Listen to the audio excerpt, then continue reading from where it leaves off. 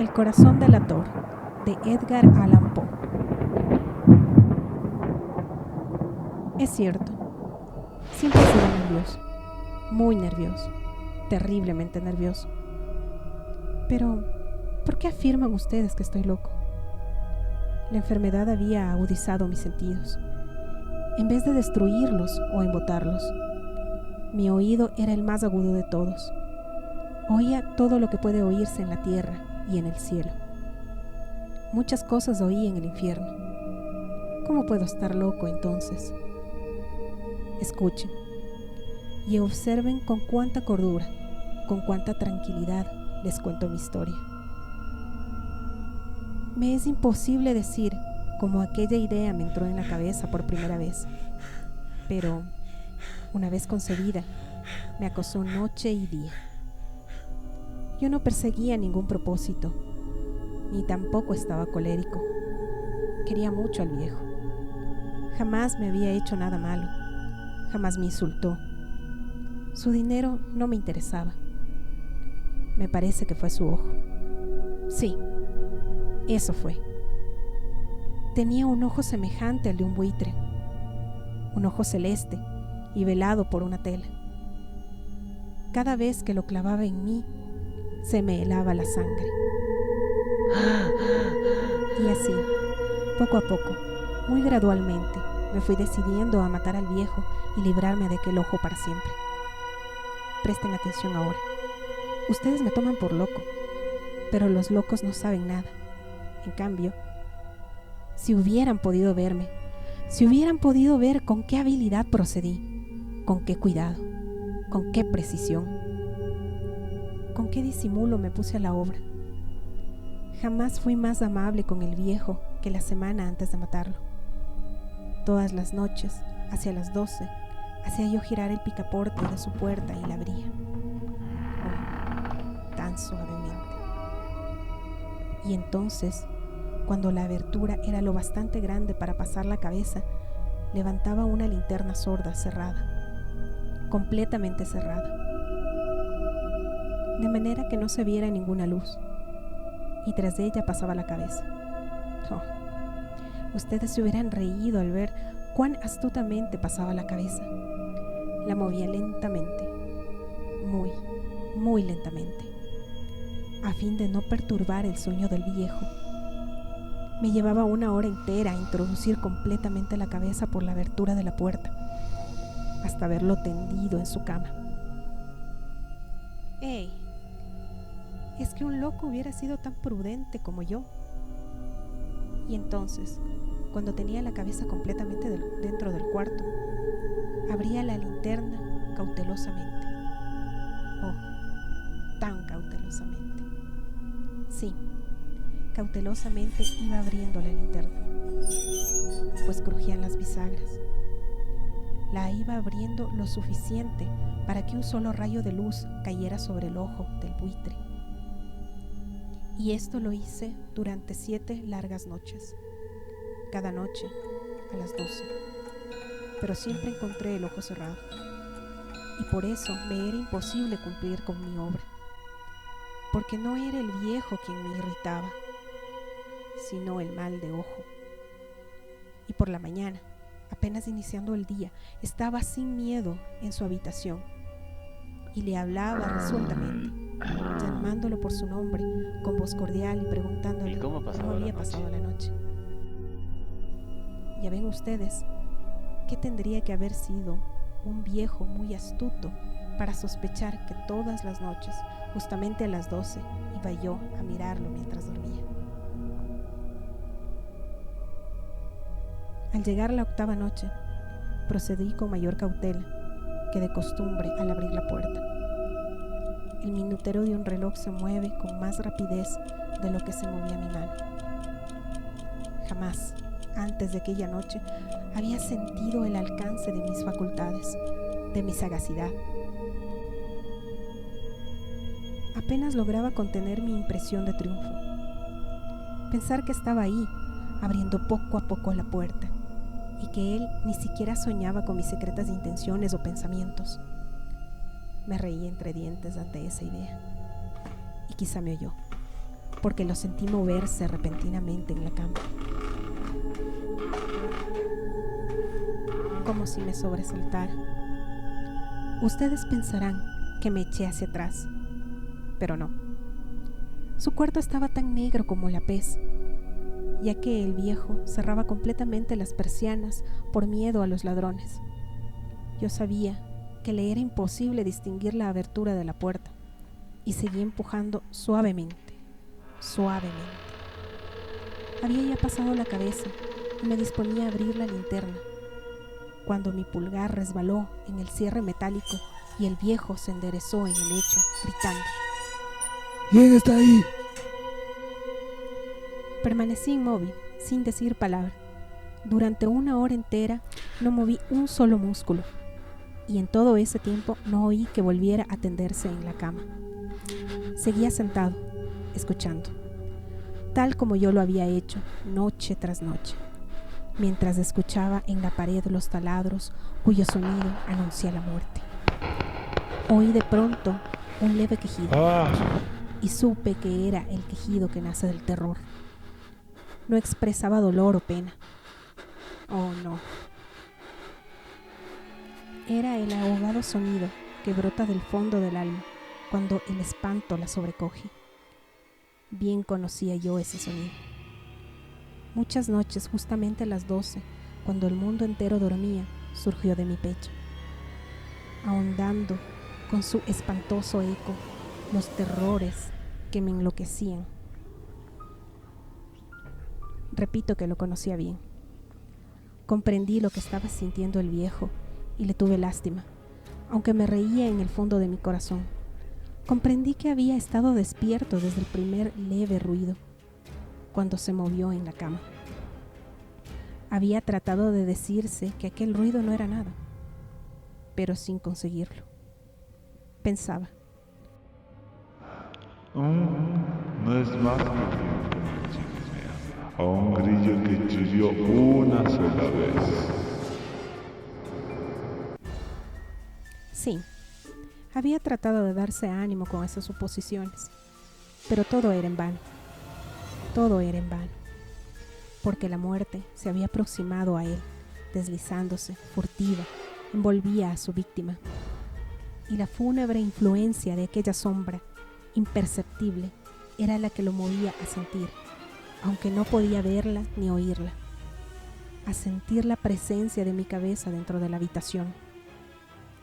Después de haber esperado largo tiempo, con toda la paciencia, sin oír que volviera a acostarse, resolví abrir una pequeñísima ranura en la linterna. Así lo hice. No pueden imaginarse ustedes con qué cuidado, con qué inmenso cuidado, hasta que un fino rayo de luz, semejante al hilo de la araña, brotó de la ranura y cayó de lleno sobre el ojo del buitre. Estaba abierto de par en par, y yo empecé a enfurecerme mientras lo miraba. Lo vi con toda claridad, de un azul apagado y con aquella horrible tela que me helaba hasta el tuétano. Pero no podía ver nada de la cara o del cuerpo del viejo, pues, como movido por un instinto, había orientado el haz de la luz exactamente hacia el punto maldito. ¿No les he dicho ya que lo que toman erradamente por locura es solo una excesiva agudeza de los sentidos? En aquel momento llegó a mis oídos un resonar apagado y presuroso, como el que podría ser un reloj envuelto en algodón. Aquel sonido también me era familiar. Era el latir del corazón del viejo. Aumentó aún más mi furia, tal como el redoblar del tambor estimula el coraje de un soldado. Pero incluso entonces me contuve y seguí callado. Apenas sí respiraba. Sostenía la linterna de modo que no se moviera, tratando de mantener con toda la firmeza posible el haz de la luz sobre el ojo. Entretanto, el infernal latir del corazón iba en aumento. Se hacía cada vez más rápido cada vez más fuerte, momento a momento. El espanto del viejo tenía que ser terrible, cada vez más fuerte, más fuerte. ¿Me siguen ustedes con atención? Les he dicho que soy nervioso. Sí, lo soy. Y ahora, a medianoche, en el terrible silencio de aquella antigua casa, un resonar tan extraño como aquel me llenó de un horror incontrolable. Sin embargo, me contuve todavía algunos minutos y permanecí inmóvil. Pero el latido decía cada vez más fuerte, más fuerte. Me pareció que aquel corazón iba a estallar y una nueva ansiedad se apoderó de mí. Algún vecino podía escuchar aquel sonido. La hora del viejo había sonado. Lanzando un alarido, abrí del todo la linterna y me precipité a la habitación.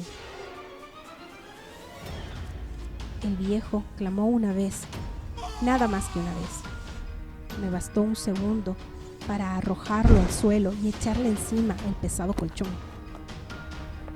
Sonreí alegremente al ver lo fácil que me había resultado todo. Pero durante varios minutos, el corazón siguió latiendo con un sonido ahogado. Claro que no me preocupaba, pues nadie podía escucharlo a través de las paredes.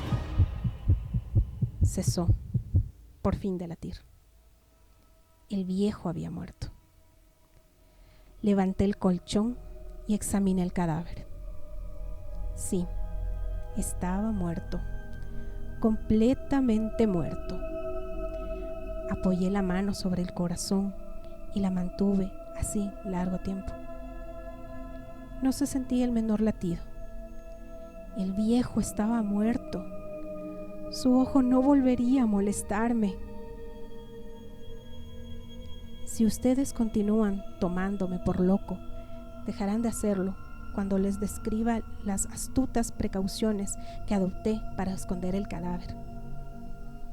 La noche amenazaba, mientras yo cumplía mi trabajo con rapidez, pero en silencio. Ante todo, descuarticé el cadáver. Le corté la cabeza, los brazos y las piernas. Levanté luego 3 planchas del piso de la habitación y escondí los restos en el hueco. Volví a colocar los tablones con tanta habilidad que ningún ojo humano, ni siquiera el suyo, hubiera podido advertir la menor diferencia. No había nada que lavar, ninguna mancha, ningún rostro de sangre. Yo era demasiado precavido para eso. Una cuba había recogido todo.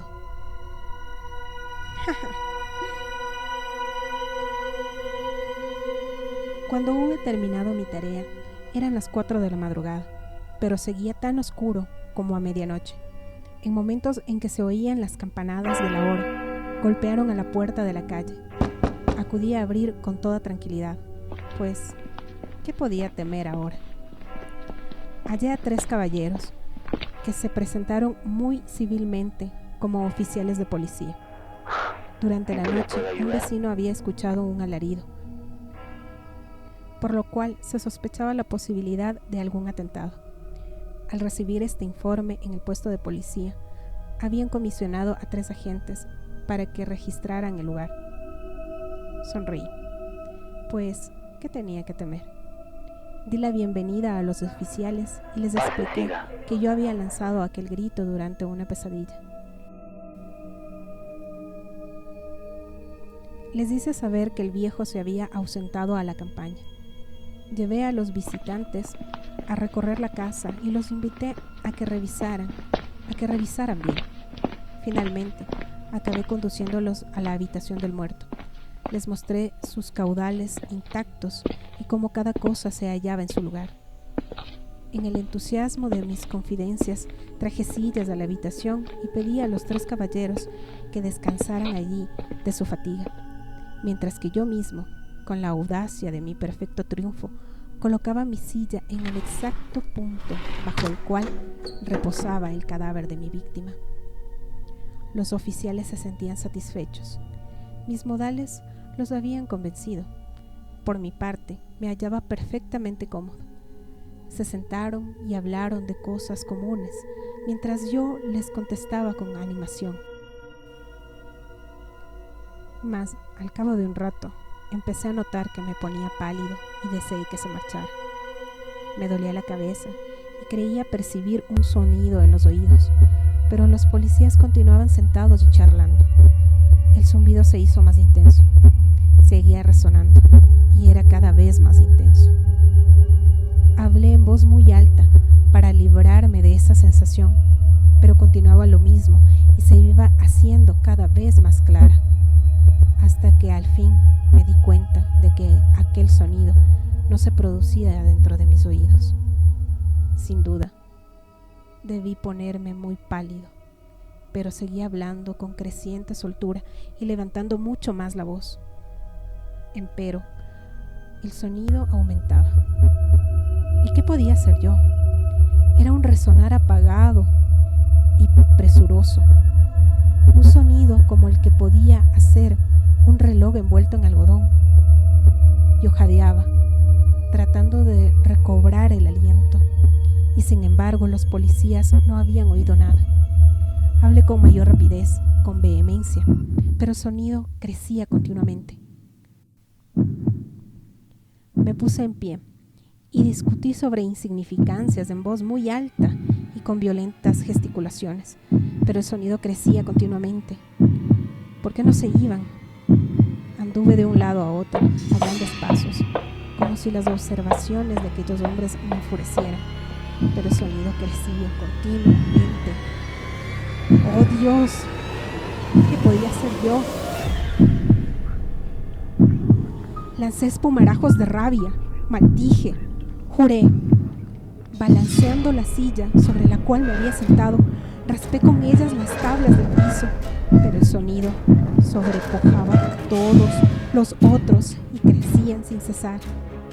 Más alto, más alto, más alto. Y entre tanto los hombres seguían charlando plácidamente y sonriendo. ¿Era posible que no oyeran? ¡Santo Dios! No, no. Claro que oían y que sospechaban, sabían y se sentaban burlando de mi horror. Sí, así lo pensé y así lo pensó. Pero cualquier cosa era preferible a aquella agonía. Cualquier cosa sería más tolerante que aquel escarnio. No podía soportar más tiempo sus sonrisas hipócritas.